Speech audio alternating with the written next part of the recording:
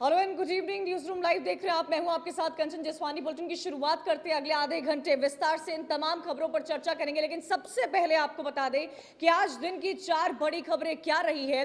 सबसे पहले तो BSP supremo Mayawati full action में नजर आई है। अपने 2 करीबी नेताओं को पार्टी से निष्कासित कर दिया है। क्यों किया है, क्यों ये बड़ा एक्शन मायावती की तरफ से लिया गया है, ये सब आगे आपको विस्तार में बताएंगे। अगली अहम खबर अलीगढ़ से आ रही है, जहां पर शराब से मौतों का आंकड़ा लगातार बढ़ता जा रहा है। एक बार फिर से 3 लोगों की मौत हुई है। क्या इस पर एक्शन लिया जा रहा है, क्या जानकारी मिल रही है, ये भी आपको आगे बताएंगे। तीसरी अहम खबर आ रही है उत्तर प्रदेश से, जहां पर यूपी बोर्ड की 12वीं की परीक्षाओं को रद्द कर दिया गया है। आपको बताया था हमने कि जिस तरह केंद्र की तरफ से प्रधानमंत्री मोदी ने सीबीएसई 12th के एग्जामिनेशन को कैंसिल किया था, वैसे ही अब उत्तर प्रदेश ने भी 12th के एग्जामिनेशन को, यूपी बोर्ड के एग्जामिनेशन को कैंसिल कर दिया है। अगली अहम खबर, एक बार फिर से समाजवादी पार्टी के सांसद सुर्खियों में आ गए हैं। एसटी हसन के बाद इन सांसद ने ऐसा क्या बेतुका बयान दिया है, किस तरह एक बार फिर से भारतीय जनता पार्टी को जिम्मेदार ठहराया है, इन सभी खबरों पर विस्तार से करेंगे चर्चा।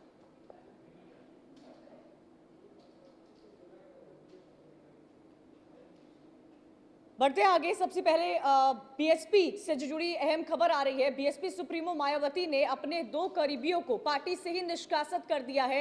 एक तरफ जहां 2022 को लेकर तमाम पार्टियां एक्शन में नजर आ रही है, वहीं बीएसपी में हलचल मचा देने वाली ये खबर सामने आ रही है। 2022 से पहले मायावती का बहुत बड़ा एक्शन आया है। बीएसपी के 2 ताकतवर नेता पार्टी से बाहर हुए हैं। बीएसपी से निकाले गए हैं लालजी वर्मा और राम अचल राजभर। बीएसपी विधानमंडल दल के नेता लालजी वर्मा को निष्कासित किया गया है। पूर्व प्रदेश अध्यक्ष राम अचल राजभर को भी निकाला गया है। दोनों ही मायावती के बेहद करीबी माने जाते थे। विधायक शाह आलम विधानमंडल दल के नए नेता बने हैं। तो देखिए, एक तरफ जहां 2022 को लेकर तमाम पार्टियों में मंथन और चिंतन जारी है, वहीं दूसरी तरफ अगर बात बीएसपी पार्टी की जाए तो जो 2 सबसे करीबी थे मायावती के, लालजी वर्मा और राम अचल राजभर, उन दोनों को पार्टी से निष्कासित कर दिया गया है। क्या वजह रही है, जानने की कोशिश करेंगे। ये दोनों आपको जानकारी दे दें कि ताकतवर नेता थे और अब विधायक शाह आलम विधानमंडल दल के नेता बने हैं। और इस पूरे मामले पर नवीन श्रीवास्तव का क्या कुछ कहना है, सुनिए। अगर कोई भी नेता जिसका अपना कोई अस्तित्व है, अपनी एक पहचान है, उसको लंबे समय तक ये अपने दल में बर्दाश्त नहीं करते हैं, उसे बाहर का रास्ता दिखा देते हैं। अगर कोई भी नेता जिसका अपना कोई अस्तित्व है, अपनी एक पहचान है, उसको लंबे समय तक ये अपने दल में बर्दाश्त नहीं करते हैं, उसे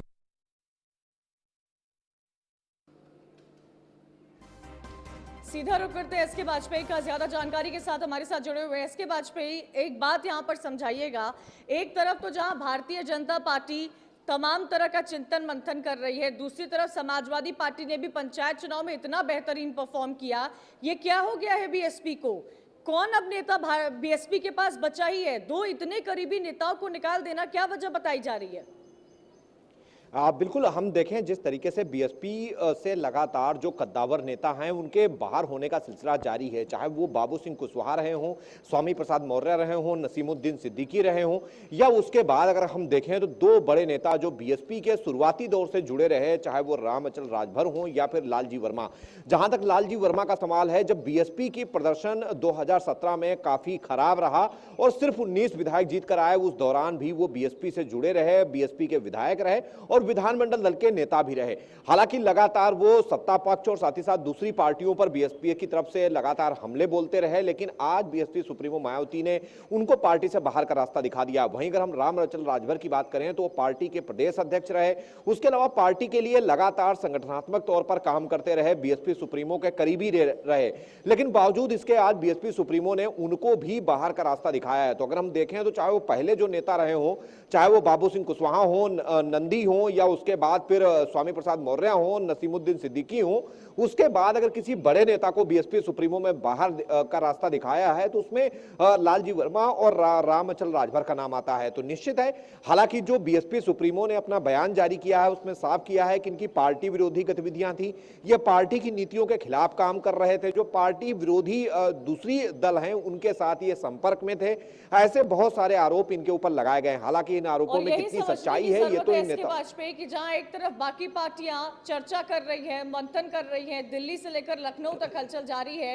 वहीं दूसरी तरफ बीएसपी की ये कंडीशन इस वक्त होती हुई नजर आ रही है। अगले साल विधानसभा चुनाव होने वाले। बहुत बहुत शुक्रिया आपका हमें जानकारी देने के लिए।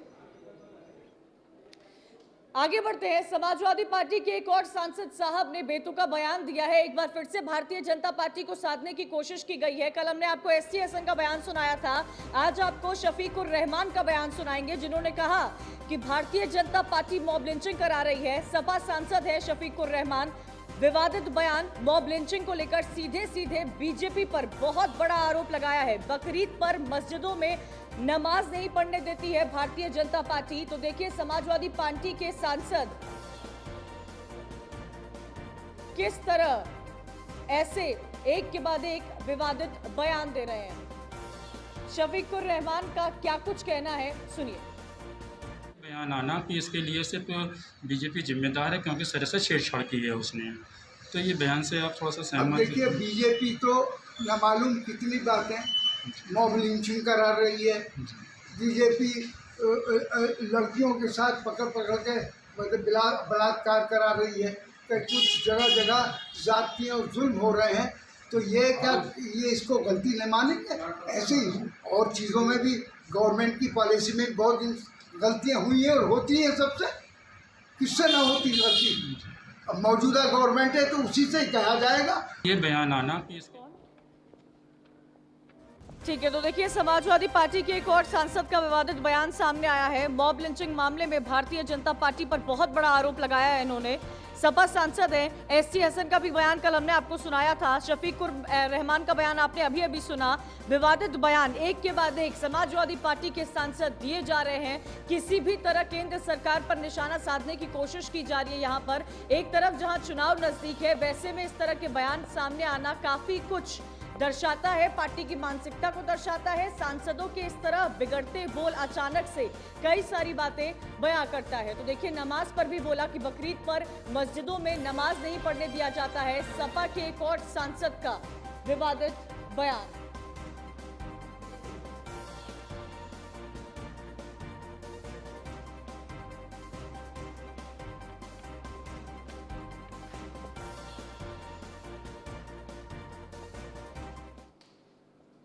आगे बढ़ते हैं। अलीगढ़ से अहम खबर आ रही है। जो इनामी बदमाश था उसका घर तोड़ा गया है। विपिन का घर तोड़ा गया है, ये जानकारी मिल पा रही है। 50,000 के इनामी विपिन यादव का घर तोड़ा गया है। विपिन यादव के मकान पर बुलडोजर चला है। आपको देखा होगा आपने कि किस तरह अलीगढ़ शराब कांड में इतने सारे लोगों की जाने गई थी। और उसके बाद एक ये बड़ा अपडेट यहाँ सामने आ रहा है, जहाँ विपिन यादव के घर पर बुलडोजर चलाया गया है। 50,000 के इनामी था ये और उसका घर तोड़ा गया है। तो एक के बाद एक कड़ी कार्रवाई यहां पर की जा रही है इस शराब कांड में। तस्वीरें भी आपको दिखा रहे हैं, एक्सक्लूसिव तस्वीरें। ये तस्वीरें देखिए कि क्या कार्रवाई की जा रही है। यहाँ पर कई सारे लोगों की जाने गई है और लगातार आंकड़ा सामने आता जा रहा है। सवाल ये खड़ा होता है कि क्या प्रशासन सो रहा था, क्या अधिकारी सो रहे थे जब नकली शराब बेची जा रही थी? अब कार्रवाई की जा रही है। और ये तस्वीर भी एक्सक्लूसिव तस्वीरें इस वक्त आपको दिखा रहे हैं। ये विपिन यादव का मकान है जिसे तोड़ा गया है। इस पूरे मामले पर एसडीएम रंजीत सिंह का क्या कुछ कहना है, सुनिए।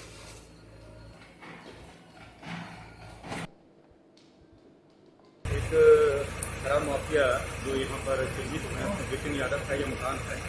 इसके बारे में एडीए ने जांच पड़ताल करके यह पाया गया कि यह मकान नक्शा किराया बनाया गया तथा मानकों का पालन नहीं किया गया है। एडीए ने अनुरोध किया कि इस मकान का जो हिस्सा है उसको तोड़ा जाए जो मानक के अनुरूप नहीं बना हुआ है। उसी क्रम में शांति व्यवस्था की दृष्टि से हम और पुलिस वाले यहाँ पर आए हैं और इसके ध्वस्तीकरण की कार्रवाई करवा रहे हैं।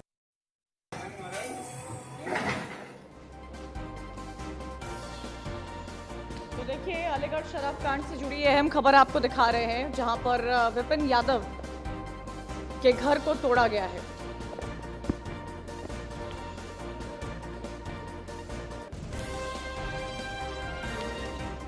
ज्यादा जानकारी के लिए सीधा रुख करेंगे योगेंद्र सिंह का, हमारे संवाददाता अलीगढ़ से हमारे साथ जुड़े हुए। योगेंद्र, क्या जानकारी मिल पा रही है? सबसे बड़ा सवाल तो अलीगढ़ पर यही खड़ा होता है कि जब नकली शराब बेची जा रही थी तो क्या प्रशासन सो रहा था? अब ये जो कार्रवाई की जा रही है 50,000 के इनामी बदमाश पर, लेकिन सवाल कई सारे डीएम पर भी खड़े होते हैं। डीएम पर क्या कार्रवाई की गई है, क्योंकि जो शराब कांड में मौतें हुई है उसका सिलसिला लगातार जारी है, मौतों का आंकड़ा रुकने का नाम ही नहीं ले रहा है।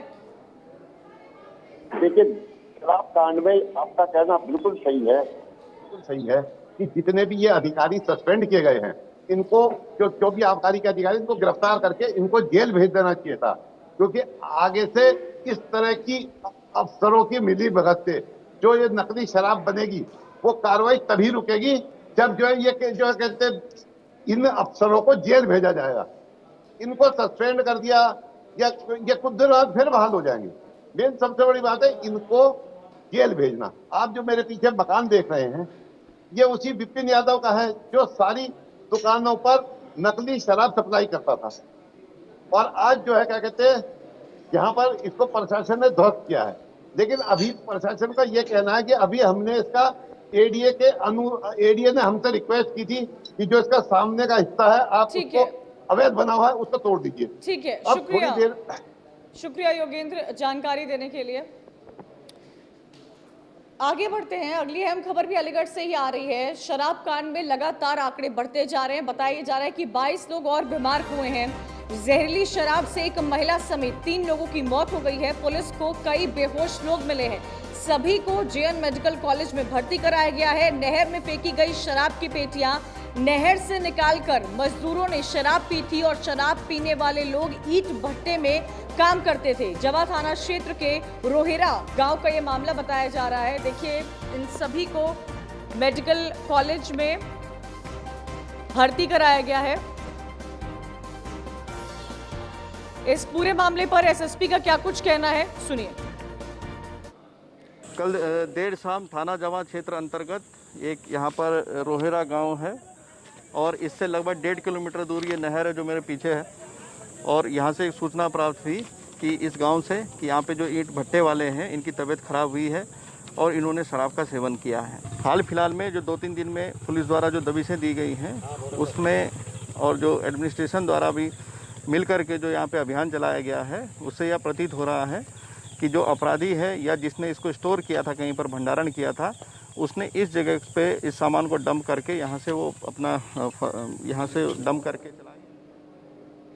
उत्तर प्रदेश में यूपी बोर्ड की 12वीं की परीक्षा को रद्द किया गया है। एक बड़ा अपडेट यहां पर सामने आ रहा है। जिस तरह से केंद्र की तरफ से प्रधानमंत्री मोदी ने सीबीएसई क्लास 12 के एग्जामिनेशन को कैंसिल किया था, उसी तरह उत्तर प्रदेश बोर्ड की 12वीं परीक्षा को भी रद्द किया गया है। 10वीं के बाद 12वीं की परीक्षाएं रद्द की गई है। कोरोना के चलते सरकार का ये बड़ा फैसला सामने आया है। डिप्टी सीएम दिनेश शर्मा ने इसकी जानकारी दी है। सीएम योगी से मुलाकात के बाद दिनेश शर्मा ने इसकी जानकारी दी है। तो देखिए, कोरोना को लेकर ये एक बड़ा फैसला लिया गया है। आपको ये भी बता दें कि उत्तर प्रदेश के साथ साथ गुजरात, उत्तराखंड और एमपी में भी परीक्षाएं 12वीं की रद्द की गई है।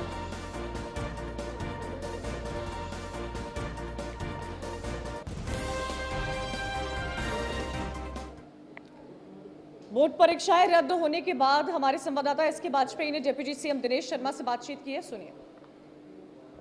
हमारे साथ है deputy CM doctor Dinesh Sharma, और माध्यमिक शिक्षा विभाग भी आपके पास है। मंत्री जी, जिस तरीके से आज 12वीं की बोर्ड परीक्षा को लेकर निर्णय हुआ है, किस तरीके से ये छात्र आगे कक्षा में प्रमोट होंगे? देखिए, जो विद्यार्थी हैं उनको 12वीं में जो फर्स्ट ईयर में अंक प्राप्त किए हैं वो, और जो हाई स्कूल में अंक प्राप्त किए हैं उनको जोड़ के उनका औसत होगा, उसके आधार पर प्रमोशन दिया जाएगा। उनके पास ऑप्शन होगा कि सामान्य परीक्षा में वो अपने फिर से परीक्षा में बैठ सकते हैं अगर वो इम्प्रूवमेंट दें तो। सर, करीब 56 लाख परीक्षार्थी थे दोनों परीक्षाओं में, तो कहीं ये नहीं लगता कि सभी 56 लाख इस बार पास हो जाएंगे? नहीं, देखिए, जब हम प्रमोशन की नीति अपना रहे हैं तो उसी आधार पर अंक मिलेगा। भविष्य में जब उनका प्रवेश होगा तो जाहिर सी बात है कि हमने एक ऑप्शन भी दिया है कि वो अपनी परीक्षा में पुनः बैठ सकते हैं, इम्प्रूवमेंट में जा सकते हैं। लेकिन ये आपातकाल है, महामारी का समय है, और इस पर हमको जो सबसे बेहतर और उचित विकल्प दिखाई पड़ता है उसके आधार पर हमने निर्णय किया है। सर, एक लास्ट सवाल है कि जिस तरीके से जो ये छात्र प्रमोट हो रहे हैं, कहीं ना कहीं कई ऐसे छात्र थे जो टॉपर होते, तो उनके लिए इस बार क्या व्यवस्था होगी? अगर वो कहते हैं कि हमारी परीक्षा कराई जाए तो क्या करें? सुना ही नहीं मेरा, मैंने यही बोला है भाई कि जो वार्षिक परीक्षा होगी उनके सामने विकल्प होगा कि उस वार्षिक परीक्षा में वो फिर से अपना इम्प्रूवमेंट दे सकते हैं। एक सब्जेक्ट के बजाय वो सारे सब्जेक्ट में दे सकते हैं। उसमें जो अंक आएंगे वही माने जाएंगे। बिल्कुल, ये है deputy CM doctor Dinesh Sharma, जो अभी मुख्यमंत्री योगी आदित्यनाथ से मिलने के बाद निकले हैं और उन्होंने साफ किया है कि चाहे वो हाई स्कूल के छात्र हों या फिर इंटरमीडिएट के, उनको सरकार प्रमोट करेगी। 9th और स्कूल के जो अंक होंगे उनके आधार पर 12वीं की परीक्षा में उनको प्रमोट किया जाएगा। लेकिन अगर कोई भी छात्र ये चाहता है कि उसको दोबारा से इंप्रूवमेंट पेपर देने की अनुमति दी जाए तो वो अनुमति भी यूपी सरकार ऐसे छात्रों को।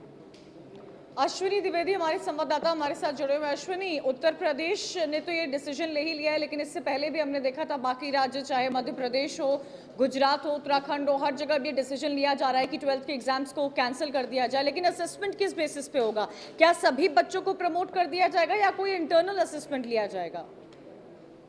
बिल्कुल, जिस उत्तर प्रदेश सरकार ने एक बड़ा फैसला लिया हुआ है, जिसके चलते पहले तो हाई स्कूल के जो विद्यार्थी थे, पश्चाती थे, उनको प्रमोट किया गया था, जिसके बाद कयास लगाए जा रहे थे कि उत्तर प्रदेश में जो 12th के स्टूडेंट है यूपी बोर्ड के, उनको भी प्रमोट किया जा सकता है। लेकिन बीच में पिछले महीने की 29 तारीख को जो डिप्टी सीएम है, माध्यमिक शिक्षा के मंत्री हैं, उन्होंने कहा था कि जुलाई महीने में एग्जाम हो सकते हैं सेकेंड वीक में, जिसमें 3 घंटे के बजाय 1.5 घंटे का एग्जाम होगा। उसके अलावा जो पेपर होगा 10 क्वेश्चन आएंगे, जिसमें 3 क्वेश्चन करने कंपलसरी होंगे, जिससे कहीं ना कहीं संशय बन गया था उत्तर प्रदेश के जो छात्र थे। बोर्ड की 12वीं की परीक्षाएं रद्द की गई है। शुक्रिया अश्विनी जानकारी देने के लिए। अलीगढ़ के बाद अब कानपुर में भी भारतीय जनता पार्टी के नेता फंसते हुए नजर आ रहे हैं। जिस तरह से एक के बाद एक समर्थन दिया जा रहा है, चाहे वो आरोपी हो या फिर हिस्ट्री शीटर क्यों ना हो, उस पर बीजेपी नेता पर कार्रवाई हुई है। आपको बता दें, हिस्ट्री शीटर को छुड़ाने के मामले में बीजेपी नेता पर कार्रवाई हुई। हिस्ट्री शीटर का मददगार नारायण भदौर बीजेपी से निष्कासित हुआ है। हिस्ट्री शीटर मनोज सिंह 25,000 का इनामी है। हिस्ट्री शीटर मनोज सिंह पर 34 मुकदमे भी दर्ज हैं। कई और बदमाशों की भी पहचान हुई है। कानपुर से ये हैरान कर देने वाली खबर सामने आई है, जहां पर इस हिस्ट्री शीटर को छुड़ाने के मामले में बीजेपी नेता पर कार्रवाई हुई है।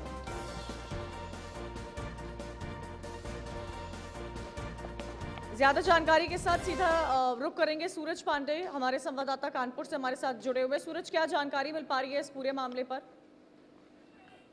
बता दें कि पूरा मामला 24 घंटे पूर्व का है, जहां पर बीजेपी नेता नारायण सिंह भदौरिया की प्रॉपर्टी पार्टी में मनोज सिंह शामिल होने के लिए पहुंचा था। जैसे ही इस बात की जानकारी नौबस्ता थाना पुलिस ने टीम बनाकर छापेमारी की और हिस्ट्री शीटर जो कि 25,000 रुपए का था, उसे हिरासत में लेकर अपने साथ ले जाने लगी। जिसके बाद ये बात इतनी नागवार बीजेपी नेता को गुजरी कि उसने पुलिस की जीप को रोक लिया और चारों तरफ से घेरने के बाद हिस्ट्री शीटर को निकालकर उससे फरार कर दिया। जिसके बाद जब ये सोशल मीडिया पर वीडियो वायरल हुआ है, तो उसके बाद इस पूरे मामले पर भारतीय जनता पार्टी की जिला अध्यक्ष जो कि बीना आर्या है, उन्होंने बीजेपी नेता की करतूत पर उसे पार्टी के पद से निष्कासित कर दिया है और 3 सदस्यीय टीम गठित करके मामले की जांच करने के आदेश दे दिए हैं। वहीं आपको बता दें कि इस पूरे मामले पर कार्रवाई करते हुए कानपुर के पुलिस कमिश्नर कासिम अरुण ने साफ तौर पर दिशा निर्देश जारी किए हैं कि जो भी आरोपी हो, बीजेपी नेता पर कार्रवाई हुई है। शुक्रिया सूरज। आगे बढ़ते हैं। भारतीय जनता पार्टी के एमएलसी ने सीएम योगी को पत्र लिखा है और खुशी की रिहाई के लिए ये पत्र लिखा गया है। आपको बता दें, खुशी दुबे की रिहाई के लिए उमेश द्विवेदी ने पत्र लिखा है। बिकरू कांड के आरोपी अमर दुबे की पत्नी है खुशी दुबे को 10 महीने पहले ही गिरफ्तार किया गया था। बिकरू कांड से 9 दिन पहले खुशी की शादी हुई थी, उसके बाद उसके पति का एनकाउंटर हुआ था। और इस पूरे में आपको ये भी जानकारी दे दें कि 10 महीने पहले खुशी दुबे को गिरफ्तार किया गया था। इसकी रिहाई के लिए उमेश द्विवेदी ने पत्र लिखा है। बीजेपी एमएलसी हैं जिन्होंने सीएम योगी को पत्र लिखा है, जो साथ ही यहाँ साथ आपको दिखा रहे हैं। और इसमें लिखा गया है कि खुशी दुबे बिकरू कानपुर वाले पूरे मामले में कुछ किया जाए, इसकी रिहाई की जाए।